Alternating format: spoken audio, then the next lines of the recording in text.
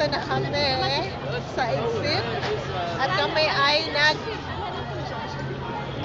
nag-aantay na ng aming kasama dahil kami ay uuwi na. So, bago lumabas, ako ay mag-video muna. Nandyan sa likuran. So, yun ang papasok talaga doon sa The Global Village. So, nandyan si Miss Universe contestant number 0. Halika, Miss Ganda!